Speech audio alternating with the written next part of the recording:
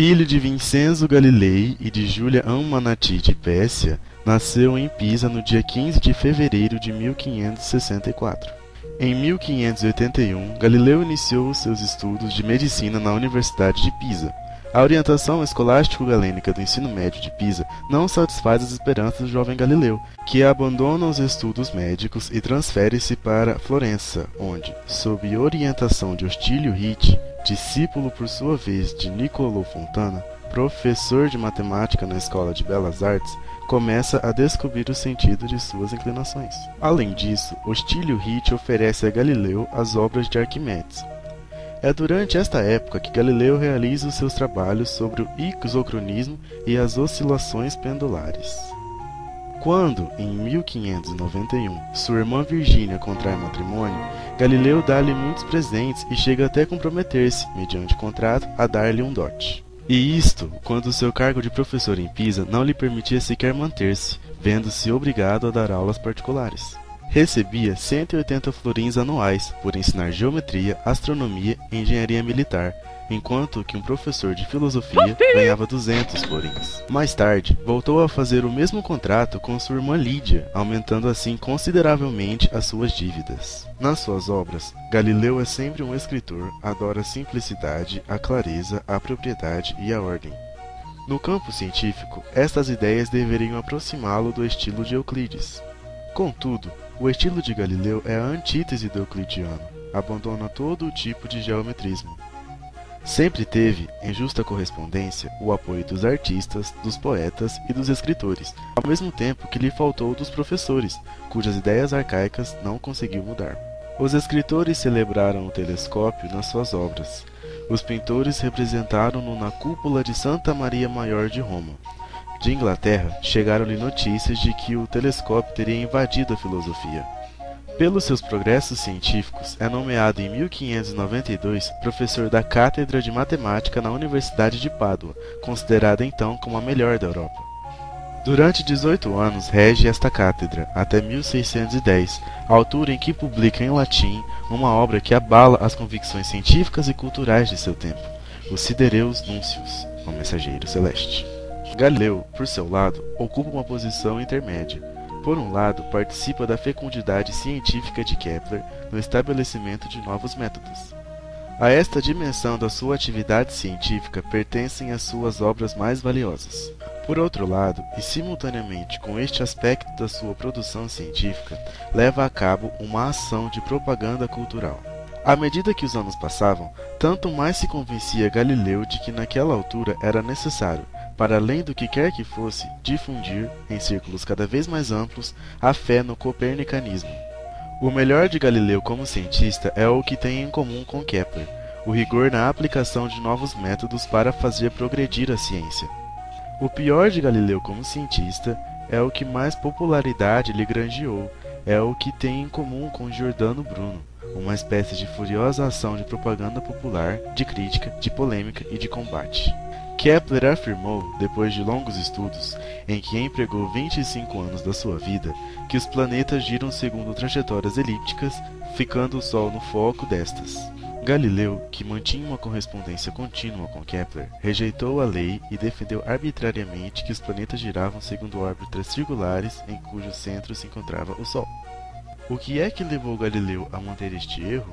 A sua preferência pelo sistema heliocêntrico, em oposição ao geocêntrico, foi se sedimentando lentamente na sua mente, não sob a influência de atos típicos, mas, sobretudo, impulsionado pelas suas ideias estéticas, de ordem. A hipótese de Copérnico representava um sistema planetar mais belo, de compreensão mais fácil, mais elegante. Todos os planetas giravam à volta do Sol, descrevendo círculos, segundo Galileu. O Sol, sendo o maior e o único que produzia sua própria luz, deveria ocupar o centro. A invenção do telescópio, no qual Galileu viu um instrumento decisivo para demonstrar a tese de Copérnico, e as descobertas que fez com ele, foram um sinal adequado para que a sua razão cedesse à pressão do seu coração. Lançado neste caminho, não lhe restava senão aperfeiçoá-lo, até chegar ao fim. Com seu caráter generoso e audaz, removeria qualquer obstáculo que se lhe apresentasse. Uma vez que não podia convencer as universidades, decidiu sacrificar o valor internacional do latim e dirigir-se à generalidade do público em língua vernácula. estava disposto a conseguir a aceitação das suas ideias. Desceu até as multidões, apesar de pensar tal como Voltaire, que eram destituídas de juízo crítico. Queria atrair para o seu partido os chefes naturais.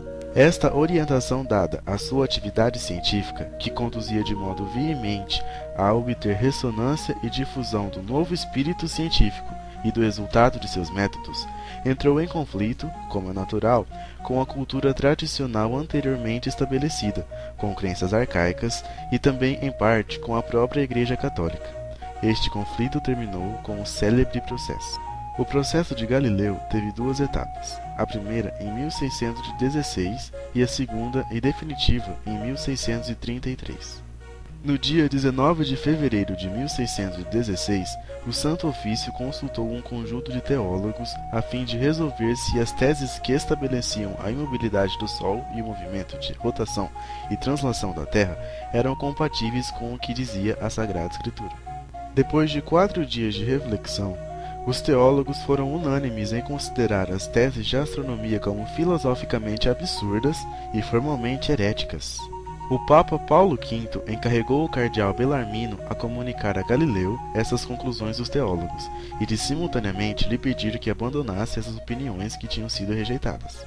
A opinião do cardeal Bellarmino em relação a esta questão, muito mais ponderada que a dos teólogos anteriores, ficou consignada na carta que enviou ao carmelita Foscarini e de onde foram extraídos os seguintes parágrafos. O Sr. Galileu atuou prudentemente ao limitar-se a falar em suposições, e não de modo absoluto, como foi sempre o modo de expor de Copérnico. Pelo fato de se dizer que se supõe que é a Terra que se mexe e que o Sol que está fixo, salvam-se melhor as aparências do que supondo círculos excêntricos e epiciclos, e está muito bem dito. Digo que, se fosse verdadeira a demonstração de que o Sol está no centro do mundo e a Terra no terceiro céu, e que o Sol não gira à volta da Terra, mas que a Terra gira à volta do Sol, então seria necessário ter muito mais cuidado ao explicar as Escrituras, que parecem ser contrárias, e melhor ainda dizer que não as entendemos, em vez de dizer que é falso aquilo que se demonstra. Mas não acreditarei que existe esta demonstração enquanto não for demonstrada. Não é a mesma coisa dizer que, supondo que o Sol se encontra no centro e a Terra no céu, se salvam as aparências, e demonstrar que, na verdade, o Sol está no centro e a Terra está no céu. A primeira demonstração pensa que se poderá fazer, mas quanto à segunda, tenho muitas dúvidas. Estas observações do cardeal Bellarmino são decisivas para alcançar uma compreensão essencial deste emaranhado processo. Uma coisa é, certamente, a convivência científica de uma hipótese. Outra, a verdade de um fato. Galileu pensava que estar o Sol fixo era, além de uma hipótese útil, uma verdade absoluta. Mas esta verdade aparecia como contrária à interpretação tradicional das Escrituras. Perante este estado da questão, Galileu tinha uma possibilidade de recurso: demonstrar que o Sol está fixo ou que a Terra se move à margem de qualquer consideração de maior ou menor convivência. Porém, no momento e no ambiente em que Galileu escreve e polemiza, ainda está mal delineado o fundamento científico sobre o qual se apoia esta demonstração. Bradley não aprovou a aberração da luz senão em 1727. Bessel, só em 1838, mostrou a paralaxe da estrela 61 da constelação de Cisne. A experiência que parecia mais próxima do alcance das ideias de Galileu, que é o deslocamento do plano de oscilação do pêndulo, só foi realizada por Foucault em 1851. No seu momento histórico, Galileu defendeu com ardor uma tese que nessa altura estava mais apoiada nas convicções de uma mente de um gênio do que numa serena demonstração física. Assim, a discordância entre a força das suas afirmações e a pouca consistência dos seus argumentos demonstrativos vinham mesmo a propósito para confundir as mentes de uns teólogos carentes da formação científica necessária para apreciar por si próprios o respeito que merecia a tese defendida por Galileu, tanto por sua verossimilhança intrínseca como pelo extraordinário gênio de seu defensor. Por outro lado, falta-lhes ter em conta o princípio, repetido inúmeras vezes pela patrística e pela escolástica e concretamente por Santo Agostinho e São Tomás, segundo o qual a Sagrada Escritura, ao narrar fatos físicos, atém-se a uma linguagem segundo as aparências, sem pretender esclarecer a natureza íntima das mesmas, e isto teria resolvido a questão do ponto de vista da religião. Infelizmente, faltou algo deste espírito de parte a parte, assim como prudência por parte de Galileu, o qual, em vez de se limitar a apresentar as suas opiniões como hipóteses, continuou a propagá-las como uma verdade absoluta que não podia provar. Tudo culmina no segundo processo, solene e definitivo, que teve lugar em Roma em 1633.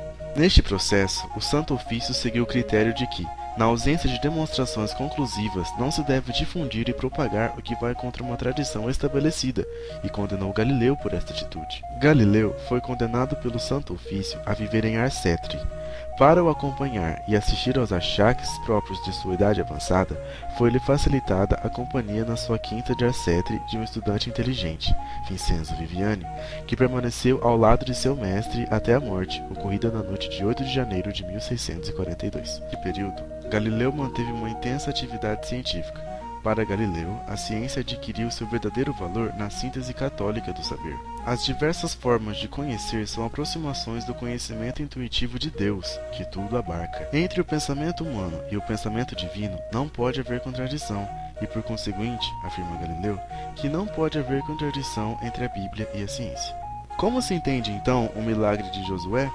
Galileu responde que a Bíblia não deve ser interpretada literalmente em questões científicas. Se Galileu, como bom católico que sempre foi, pensava assim, por que é que manteve tão veemente o sistema heliocêntrico? Ouçamos as palavras de Galileu pronunciadas numa das sessões do seu julgamento. 2 argumentos. 1. Baseado nas manchas solares e no outro movimento de fluxo-refluxo das marés, tem uma maior aparência de força e poder que aquela que lhes devia ter sido dada por aqueles que consideram esses argumentos inconclusivos e pretendem refutá-los. E, quando é o caso, eu sinceramente mantenho que são inconclusivos e podem ser refutados. E, para me desculpar de ter caído em erro tão alheio à minha intenção, não ficando eu completamente satisfeito ao dizer quando a parte contrária apresenta argumentos com o fim de os refutar, eu deveria, especialmente se se escreve em forma de diálogo, pô-los na sua forma mais escrita e não mascará-los para a dificuldade do opositor. Digo, além disso, que cedi perante a complacência natural de que todo homem sente em relação às suas sutilezas pessoais, mostrando-se mais habilidoso que a maioria dos homens ao apressar, inclusive em favor de proposições falsas, argumentos engenhosos com aparência de verdade. Se tivesse que apresentar agora os mesmos argumentos, sem dúvida que os tornaria mais débeis para que se tornasse mais aparente o aspecto da solidez que real e verdadeiramente lhes falta.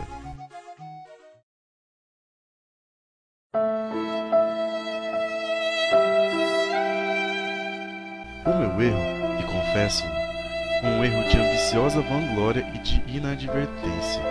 Assim falou Galileu numa das sessões de seu julgamento.